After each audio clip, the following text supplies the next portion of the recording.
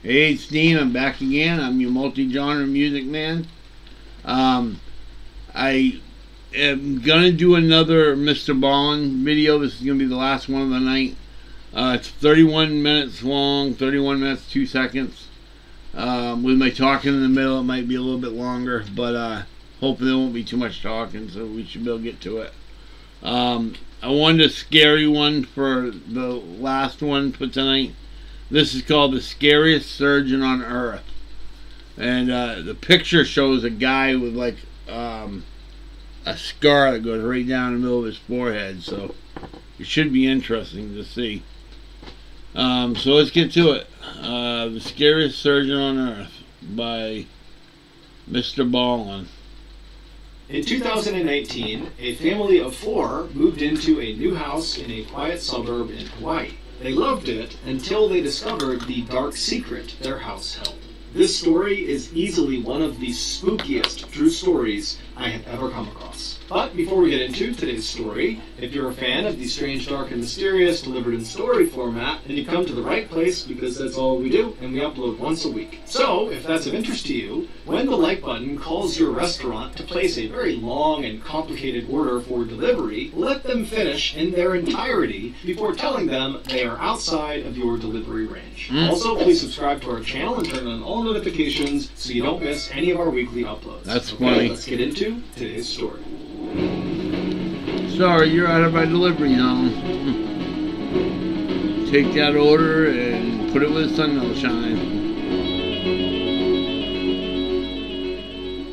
In 2018, James and Brittany Campbell jetted off to the very famous Little Vegas Chapel, which is located just off the Las Vegas, Nevada Strip, and they got married by a man dressed up as Elvis Presley while the couple stood in front of a pink Cadillac. While their wedding was certainly not traditional by Western standards, it somehow seemed fitting for the newlyweds. After all, they were not a traditional couple. Brittany, who was 36 years old, was extremely energetic and outgoing and bubbly, and she even referred to herself as being a little crazy. As for James, who was 35 years old, he was reserved and quiet and kind of analytical and would rarely act on impulse. And on top... So I figure if I heard her right, she was 36, he was 35. That's only a year difference. Top of these two just being complete and total polar opposites, they had actually dated previously back in high school, and it had not worked out. They had broken up and gone their separate ways, not expecting to see each other again. But nearly 2 decades later, they randomly reconnected, and this time they had something major in common. James was a single father of 2 young boys, and he was desperately looking for a partner to not only share his life with, but someone who would come in and help him raise his kids. As for Brittany, she too was single, and she really wanted to be a mother. And so the timing of their reunion was perfect. A year after the wedding, James, who was serving in the U.S. Navy, was given orders to spend a couple of years working out of a naval base in Hawaii. So the family of 4, along with their little cat named Mr. Franklin, packed up all of their things and left the mainland of the United States, and they landed in Honolulu, which is the capital of Hawaii. The family would move into a modest 2-story home located just a couple of minutes' drive away from the airport. The house was located at the end of a cul-de-sac in this very quiet and safe neighborhood that really didn't look like the type of neighborhood you would expect to see on a beautiful Hawaiian island. It really just kind of looked like typical American suburbs with all these cookie-cutter 2-story houses right up next to each other on either sides of the road, and out front everyone's got a white picket fence. But for the Campbells, who had never lived in Hawaii before and were used to living on mainland America, it was actually kind of nice to move into this neighborhood and have it look kind of familiar. And so before long, the Campbell family loved their new Hawaii house. That is, until they learned their house had a dark secret. It all started in June of 2019, so not long after the Campbells had moved to Hawaii. Brittany, she had to go into the garage to get something. Now, their garage was attached on the left side of their house if you were looking at their house from the street, and there was a door on the first floor of the house that led into the garage. And so Brittany, she walked across the first floor, she opened that door in the house, she went into the garage, she flipped on the light switch, and what she saw all over the garage made no sense to her. They still had a bunch of moving boxes that they had not unpacked since they'd only been in Hawaii for a matter of weeks. And so all these unopened boxes, they had just kind of stacked up inside of the garage. But when Brittany had turned the lights on and looked into the garage, she saw nearly all of those boxes had been toppled over, and lots of the contents inside of these boxes had spilled out onto the ground. But even more bizarrely, it looked like it wasn't totally haphazard. It looked like someone had intentionally kind of sifted through the boxes and taken out random objects and put them into strange piles that didn't make any sense. The objects were not alike. Or they had taken the objects and kind of stood them up in these strange arrangements, almost like they were being laid out for a garage sale. And so Brittany immediately just turns around and she leaves the garage, she goes to the other side of the house and she gets her husband, she brings James back and he looks inside, he's just as shocked as she is, and the two of them immediately just go into the garage and begin looking through all of the stuff to see if anything is missing. Now, it was pretty difficult to tell if something had been stolen, but they did have some valuable stuff that was in those boxes that had been pulled out and was lying on the ground, and that wasn't missing. And so that was a pretty good indication to James and Brittany that this wasn't a robbery. And so the only other thing they could think of would be that their two young sons must have come in here and been goofing around and pulled the boxes over, and so this is their doing. But when the parents confronted the two young sons, they said they didn't do it. Brittany believed them, but James didn't necessarily. He thought they could be lying about it, and if they were telling the truth, then, maybe one of their pets had gotten into the garage and caused all this chaos. They had purchased a dog when they got to Hawaii, so they had a cat and a dog. And so James was just being very dismissive of this whole garage incident, Mr. Franklin, and not too. taking seriously the fact that Brittany was really spooked by this. But regardless of how the family members felt about the garage incident, they all just kind of moved on, because there really wasn't anything to do except pick the garage up and continue on. About a week after the garage incident, Brittany was home alone one morning, getting ready. She was sitting in the master bedroom in front of her mirror, and she was applying eyeliner, and she had a YouTube video playing some makeup tutorials. And as she's applying the makeup, she suddenly hears the front door downstairs slam shut. She almost pokes her eye out with her eyeliner. She's so startled by the sound of it. And she immediately pauses her YouTube video, and she calls out for James and her sons, believing they must be home and somebody slammed the door. But when she calls out, she gets no response. Now, immediately, Brittany is going through all of these different rationalizations, like, okay, maybe James and the boys opened the door, they got something, or put something in the house, they slammed it, and they left. And so that's why they didn't hear me call their name. But she couldn't help but feel like something was wrong. She's also thinking about the garage incident, which really never left her. She pretended like she had moved on, but really she hadn't. And so she stands up, and she begins walking towards the open door that led out into the hallway. And then from the master bedroom, if you were looking out into the second floor hallway, it basically went straight across to another door. That was her son's bedroom. And in between these two doors, basically halfway down the second floor hallway, to the left was a flight of stairs that went straight down to the first floor. And when you reached the bottom of those steps, right in front of you would be the front door, the door that had slammed. And so Brittany reaches the threshold of the master bedroom. She's looking out into the second floor hallway. She doesn't see anyone, and so she yells out again for James and for her sons, but again, there's silence. So she takes a deep breath and she begins walking down the second floor hallway, and she makes it halfway. She turns left and she gets onto the stairs. And as she's walking down these steps, the house is eerily quiet, and she's got this growing sense of dread inside of her, and she's kind of quietly calling out for James and her sons, but it's totally quiet. And she gets to the foot of the stairs, she kind of scans around her, she doesn't see anyone, and then she walks to the front door, she flings it open, expecting, hoping, to see James's car in the driveway, or just see some indication that her husband or her sons had been there or were there. But when she opened that door, James's car was not there. There was no sign of anybody in the area. It was just her. And so with her heart racing, she shut the door, she locked it, and then she walked all around the first floor, checking every window, checking every door, making sure everything was locked. She went upstairs, she did the same thing, checking every room, every closet. There was no one in the house with her. She was sure of it. And so she went back to her room, thinking to herself, what do I make of that? How do I reconcile the fact that I clearly heard the front door slam, but no one's here? And so Brittany would eventually leave the house and go about her day, and then that evening she would come back home, and her husband and her sons would be there, and at some point she would bring up the slamming door to her husband to get a sense of, could that have been him? And he would tell her that no, he had not come by the house that day, so that could not have been him. But he assured his wife, don't worry, you probably just unlocked the door and a draft came through and slammed the door. You got nothing to worry about.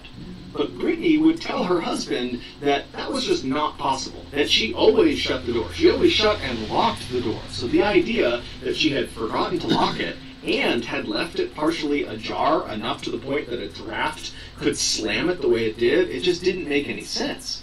But just like the garage incident, James was very dismissive and just told his wife, you're being super paranoid. You have nothing to worry about. It's just a door. Don't worry about it. But this really upset Brittany, and she got mad at James, and before long the two were just totally fighting about it. And by the time they actually laid their heads down on their pillows that night, they weren't even speaking. And so the couple that night, they fall asleep angrily, and then in the middle of the night, Brittany wakes up suddenly. She doesn't know why she's woken up, but she's kind of looking around the room. It's totally silent, and she's trying to get her bearings. And as she's sitting there, she hears downstairs, not a slamming door, but the sound of a door opening and then shutting. Immediately, she is on heightened alert. And instead of doing anything, she just kind of leans forward and listens really intently to make sure she really heard what she thought she just heard. And as she's sitting there listening, she can hear again another door downstairs, a different door, opening and then shutting. And at this point, she begins to panic. She reaches over, she shakes James awake, and she tells him, I can hear someone opening and shutting doors downstairs. Now, James was not remotely thrilled to be having this conversation. He was still mad at his wife for being so paranoid about the door earlier, and so to be woken up in the middle of the night to his wife freaking out about more doors being open and shut,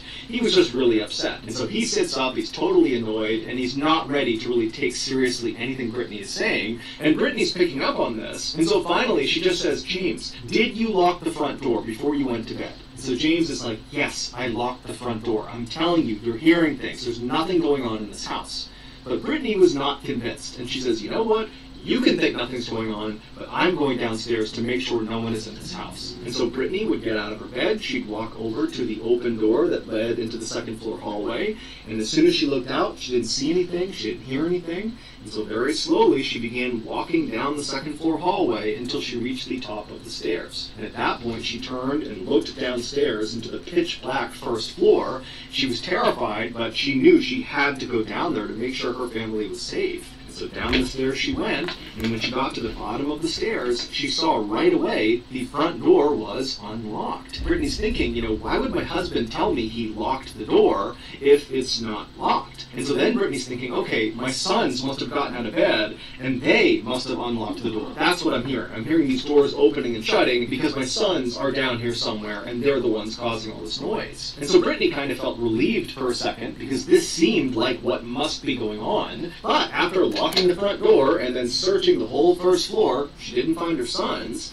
And then when she went upstairs again and went into her boys' room, she found both of them were fast asleep in their beds. And when she shook them awake, they showed no sign of having been awake recently. They were totally groggy and could not have been running around the house just minutes earlier. And so now Brittany is terrified. She tucks her boys back in and she tells them, everything's fine. But then she hustles back over to the master bedroom with her husband, and she tells James, the front door was unlocked, and our sons were fast asleep. It couldn't have been them. But James continues to be very dismissive, telling his wife, you are totally overreacting, you're being paranoid, you're just hearing the sound of those doors because you're scared. There isn't any doors slamming in the house. And as he's saying this, their back sliding door downstairs that led to their backyard suddenly slammed open and then slammed shut. And as soon as this happened, James, who had been so dismissive and totally skeptical, he instantly changed. And he looked at his wife and he said, you stay right here. And he jumped out of his bed and he ran out of the bedroom. A few minutes later, he would come back into the master bedroom and he would tell his wife that, the back door, it was unlocked, but it was shut. I'm sure you just forgot to lock it, and the same draft that is opening and shutting doors, probably opened and shut the back door too. So we got nothing to worry about. The house is locked right now. Let's just get in bed and go to sleep. And at this, Brittany is incredulous, and she says to her husband, "You gotta be kidding me. There is something weird happening in our house. Doors are opening and shutting. We had that thing with the garage. You can't act like nothing is happening." And this, in turn, turned into a big fight. And so before long, the parents weren't even talking about who opened and shut the doors downstairs. They were just fighting with each other. And then eventually, they were just so tired that they gave up and they both went to sleep. For the next few weeks, nothing happened inside of the house. Brittany, though, continued to obsess over who or what had been causing those doors to open and shut, and then also, what happened in the garage, what caused all that stuff to fall out and wind up in these strange arrangements. Meanwhile, James continued to be unbelievably dismissive and did not want to talk about the potential for something strange happening in their house. But something strange would happen to just James without Brittany around, and that would be the first time that he would get really spooked. About time. Figured something would happen. Today's video is sponsored by NordVPN. Now, I know what you're thinking. This is probably just another ad for cheap cigarettes for my pet dolphin. But no, it's not. Don't worry. This ad is for all my good, honest, hard-working people that just want to kick back and relax and purchase a disgusting pop-up ads that have been destroying your opportunity to buy a quality rab turret. NordVPN's threat protection will also, and it got to the point where it was so uncomfortable, he had to stop playing and actually look around and make sure he really was alone. And when he did that, he noticed out the window to his right, which led into the side yard, that there was clearly a figure standing in the window outside looking in with its arms down. But there was a curtain over the window, and so all he could see was this shadow figure standing at the window. And so James is immediately startled, and as soon as he reacted to this figure, the figure suddenly starts moving towards the back of the house. And so James, he gets up and he rushes over to another window that looked into the backyard, and he looks outside, and there's no one there. And then he goes back to the window he originally saw the figure in. He opens it up. There's no one there. And so James would ultimately tell himself that, okay, that must have just been some nosy neighbor that heard the music. They came over and they noticed that maybe I saw them and they ran off before I could see them. And so that's what it was. But deep down, what he saw in the window really shook him up. However, it would be the blanket incident that would finally push James to go from being dismissive and skeptical to admitting to his wife, "We got a problem." It was not long after James spotted that dark figure outside of the window when he and his wife and his 2 kids decided they would head out to a movie theater to catch a movie. And so as they're getting ready to go, Brittany would say that she wanted to bring along a particular blanket that the whole family loved to use when they were sitting on the couch. She was going to bring that blanket with her to the movie theater to kind of cuddle up under for the movie. And so she would make her way into the living room, and she would see the blanket was missing. It was not on the couch where it normally was. And so she would ask her husband and her sons if they had any idea where it was, and they would say, "No, we haven't touched it." She would look all over the place, under the couch, in the living room. She went upstairs. She couldn't find it. And so finally they just left without the blanket. But when they came back that evening, there on the couch, folded up neatly, was this blanket. Everybody knew that blanket had not been there when they left. So how did it get there? For the next few weeks, the parents did their best to put on a brave face and tell their kids that everything was okay. Somebody's obviously messing with them pretty hard. But the parents and the kids were all terrified to be in that house. And that's because, at night, the doors continued to open and shut. Their dog, periodically, would just start barking in the middle of the night for no apparent reason. And they would all get this awful sense that they were being watched all the time in their house. And so finally, by September of that year, the parents decided, we just have to get out of this house. We cannot be here. We need to take a break. And so they packed up their stuff and they flew to mainland America, where they stayed with some family for a week. On September 20th, they hopped back on a plane and they flew back to Honolulu. And as they're driving from the airport to their house, Brittany and James were just kind of secretly hoping that, whatever weirdness was happening in their house would just magically stop once they returned. But as soon as James turned onto their street and they could see their house, they knew that was not going to be the case. Because as they began driving up their road, they could see James's very nice road bike was laying on their driveway. And so Brittany, she turned to her husband, and even though she knew the answer, she said, "James, were you riding your bike before we left?" And James, who doesn't even look at his wife, just shakes his head. No, he wasn't. And so James drives all the way down the road. He turns into their driveway, which is lined up right with the front of the garage door. And after James parks the car, he hits the garage door opener button. And so as James is sitting in the driver's seat, Brittany's right next to him, the kids are in back. They're watching as this door is raising right in front of them.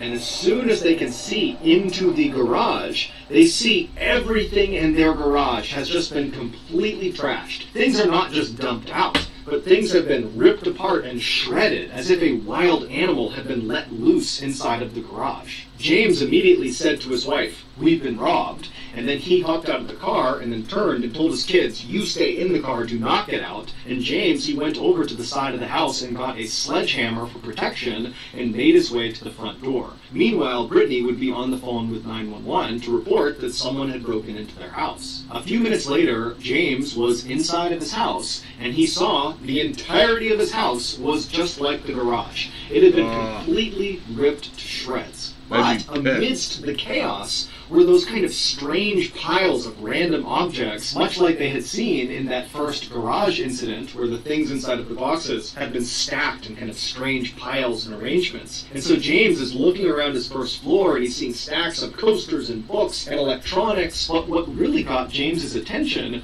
was that on various surfaces there were these medical vials of drugs or chemicals that were placed all over the place. And he knew that was not his family's. Someone had brought those vials into this house. James would make his way up the stairs to the second floor landing, and right away he could tell, the upstairs had all the hallmarks of being destroyed as much as the first floor. But when he went left and went into his boys' room, he saw that room was pristine. In fact, it had been cleaned. The boys' laundry was neatly folded on one side of the room, their beds were perfectly made with military precision, and all of their toys and different things that were normally all over the floor were neatly put away in the places they should go. And so James would turn around and leave his boys' room in absolute astonishment, and he would walk across the second floor hallway into the master bedroom. And what he would find in there would make an already terrible situation much, much worse. The master bedroom was destroyed like the majority of the house and garage, except the top of their bed was not covered in junk. Instead, on their bed was this towel that had been neatly laid out, almost like a tablecloth. And laying on this towel, neatly spaced apart, kind of perfectly arranged, were a bunch of knives. And then next to the knives, still on the towel, was a laptop that the Campbell family owned, but they didn't use it. Time to go, people. Time to go.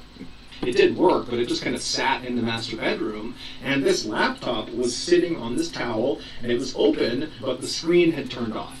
And so by this point, Brittany had come upstairs, and so Brittany and James, they walk over in horror to this layout on their bed, and they click the keys on the keyboard of their laptop, and it illuminates the screen and shows whatever was being worked on last. And it's this long, long Word document that neither of them made. They scrolled to the top of this document, and the document was titled The Omnivore Trials, and then below that it said, A Rehabilitation for Rat-like People. And then below that, the entire document was kind of like a diary. It was a whole bunch of observations about so-called specimens. And these specimens were very clearly the Campbell family.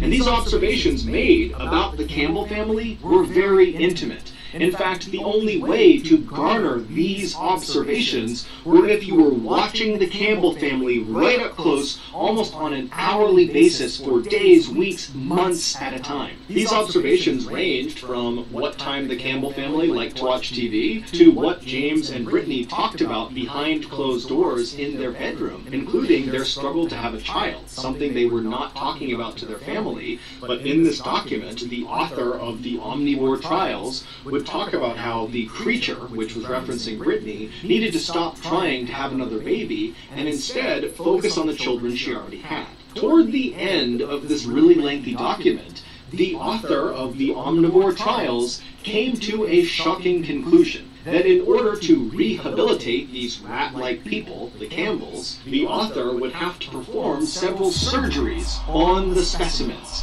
These surgeries were hand amputations and gender reassignment surgeries. And then after this conclusion, there was another note that detailed all the different surgeon tools the author would need to perform these surgeries, as well as a list of drugs and chemicals they would need in order to sedate these specimens before they performed these surgeries. And so after James and Brittany see this, they realize that those knives laying out on the towel were for them. Those were the knives that were going to be... I'm not a big person on calling the police, but yeah, when you read something like that, it's time to call the police.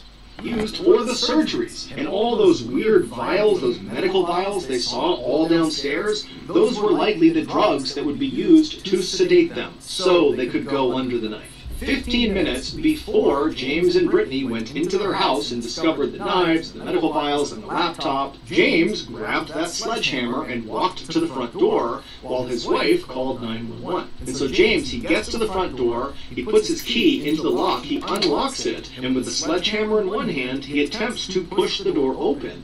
But despite the door being unlocked, he can't open it. There's resistance behind the door. And so James kind of gets down and he presses as hard as he can into the door with his shoulder until finally it opens up just a crack and James can see into the house. And so James, as he's pressing the door barely open, he's staring into this crack trying to make out what's going on inside of his house. And then suddenly a set of eyes meet his from behind the door. And before James can do anything, this man that is standing inside of his house says to James, "This is not your house," and then proceeds to push the door shut on James. James, in an adrenaline-fueled fury, smashed the door open, grabbed this guy, and yanked him out of the house and threw him onto the front yard. And then James, with his sledgehammer, would stand in front of this guy between him and his kids and his wife, and he would say, "If you go anywhere, I'm going to have to attack you with this." But the intruder, this guy, whose name was Ezekiel Zayas, he was a 23-year-old young man, he would just stand on the Campbell's property, staring directly at James, unblinking. And then, a couple of minutes later, the police would show up, and Ezekiel would not put up any fight, he would be arrested, and he would be taken away. It was after he was gone that James and his wife would actually go into their house, and they would see the state it was in, and they would go upstairs, and they would discover the knives and the laptop. It would turn out, months earlier, Ezekiel had apparently found a way to sneak in and out of the Campbell's property. And so around the time they had moved in, Ezekiel was living there as well. He was mostly living in the crawl space above the second-floor bathroom, and then whenever he was able to, Ezekiel would climb down out of this crawl space, and he would go and observe the Campbells. And this was not just at night. Based on some of the observations inside of Ezekiel's Omnivore Trials document, clearly he was watching the family in the middle of the day too. Also, based on these observations in this document, it was pretty clear that Ezekiel was getting ready to actually carry out these surgeries on the Campbell family. Meaning, the Campbells' decision to go on vacation when they did could very well have saved their lives. And if there was any question as to whether Ezekiel could have actually carried out that level of physical harm on another human being by carrying out those... There's the image of him with a scar down his head and his face. That's the image they showed at the beginning.